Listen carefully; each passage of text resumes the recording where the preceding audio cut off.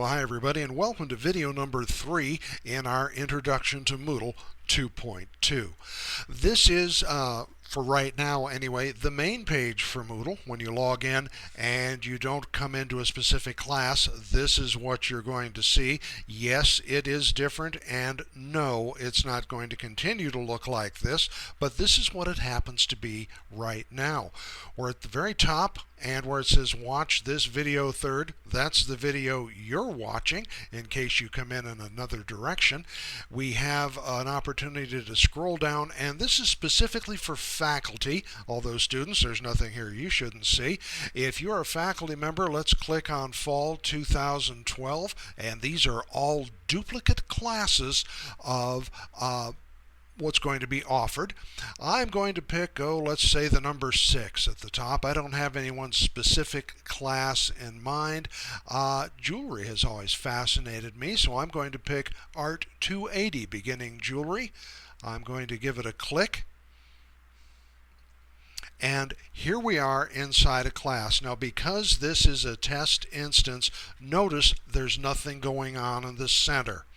That's okay. I'm going to show you how to update that. I think it's something you're going to want to know. So on the left-hand column where it says Settings, let's come down to where it says Edit Settings, and this is exactly like it used to be in the old Moodle. Select Edit Settings, and you're going to see your Edit Course Settings. Let's scroll down a bit below the summary box, and there's Format. I'm going to leave it as weekly, but notice the number of weeks or topics. That's set to 0. I'm going to change it to 5, just for the case of this demonstration. By the way, when you're adding your comments, what would you like to see? Would you like to see weekly format or topics?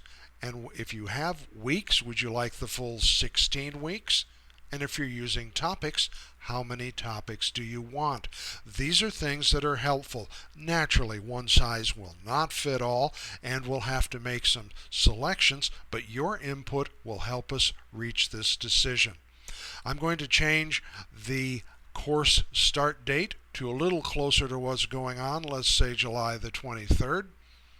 I'm going to scroll down. Notice our maximum upload size has gone from 250 to 500 megabytes.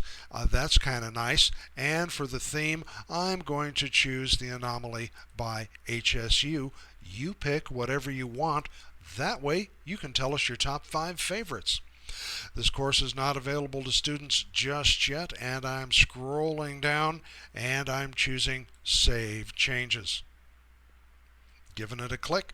And when we get back to the main page, one thing I'm definitely going to want to do is turn my editing on, and to do that I'm going to the upper right hand corner, exactly where it used to be.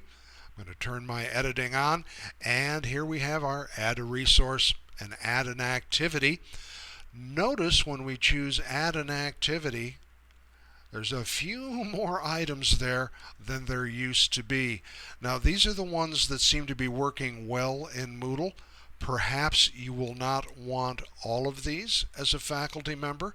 Perhaps you will think they are really great and would like to see them included. This is where your voice matters. So please make sure to put this on the Moodle wish list. Those are, of course, back in the intro to 2.2, the second visit on our stop. So let's turn you loose to play with this. I'm going to show you a few more things. Let's come back to the upper left-hand corner where it says Home. Give it a click. And when we get back to the Home, we're going to once again go into the Moodle Support and Training section. To make things a little easier, you'll notice Bonnie Brown's test course, Lauren's example course, that type of thing. Let's go to Lauren's example course. Give it a click.